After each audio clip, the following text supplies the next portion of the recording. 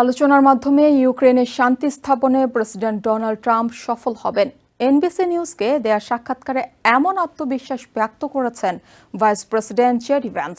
তিনি দাবি করেন, এরই মধ্যে দুই পক্ষ নিজেদের দাবির ক্ষেত্রে নমনীয়তা প্রদর্শন করেছে, যা একটি বড় অর্জন।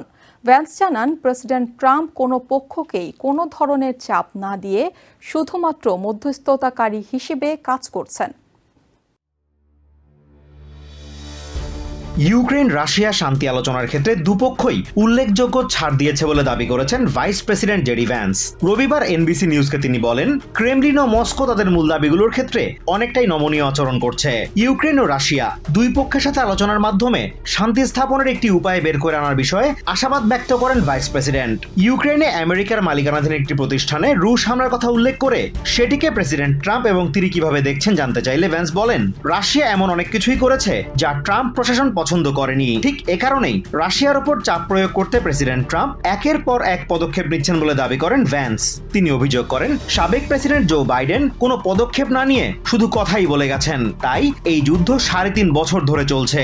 ভ্যান্স আরো বলেন, এই যুদ্ধ ঠিক কবে শেষ হবে এখনই তা বলা যাচ্ছে না, তবে এই যুদ্ধের ইতি টানতে প্রেসিডেন্ট ট্রাম্প যে ভূমিকা রাখছেন তার জন্য প্রত্যেক আমেরিকানের গর্ব করা উচিত। রাশিয়ার উপর চাপ বাড়াতে নিষেধাজ্ঞার বিষয়টি বিবেচনার বাইরে কিনা জানতে চাইলে ভ্যান্স বলেন, এটি বিবেচনাধীন রয়েছে, তবে সেক্ষেত্রে পরিস্থিতি অনুযায়ী ধাপে ধাপে এগোতে চান তারা। রাশিয়া ইউক্রেনের সাথে আলোচনায় বসবে। প্রেসিডেন্ট ট্রাম্প কোনো নিষেধাজ্ঞা আরোপ না করে এমনটা কিভাবে আশা করেন জানতে চাইলে ভ্যান্স বলেন, ভারতের উপর অতিরিক্ত শুল্ক আরোপ করে পরোক্ষভাবে রাশিয়াকে অর্থনৈতিকভাবে চাপে ফেলেছেন প্রেসিডেন্ট ট্রাম্প। এদিকে ইউক্রেন রাশিয়া শান্তি আলোচনার ক্ষেত্রে নিজেদের পক্ষ থেকে যে দাবিগুলো জানিয়েছে, অপর পক্ষকে সেগুলো মানতে প্রেসিডেন্ট ট্রাম্প বাধ্য করছেন কিনা এমন প্রশ্নের জবাবে ভ্যান্স বলেন, প্রেসিডেন্ট শুধুমাত্র মধ্যস্থতা করছেন, কোনো পক্ষকেই চাপ দিচ্ছেন না। তবে ইউক্রেন ভূখণ্ডের নিরাপত্তার বিষয়টিকে গুরুত্ব দিয়ে তিনি বলেন, এই ক্ষেত্রে ইউরোপের দেশগুলো সহ বিশ্বের অনেক দেশকেই গুরুত্বপূর্ণ ভূমিকা পালন করতে হবে।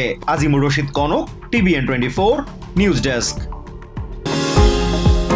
নিউ ইয়র্ক থেকে সম্প্রচারিত TVN24 টেলিভিশন বিশ্বজুড়ে বাঙালির কণ্ঠস্বর।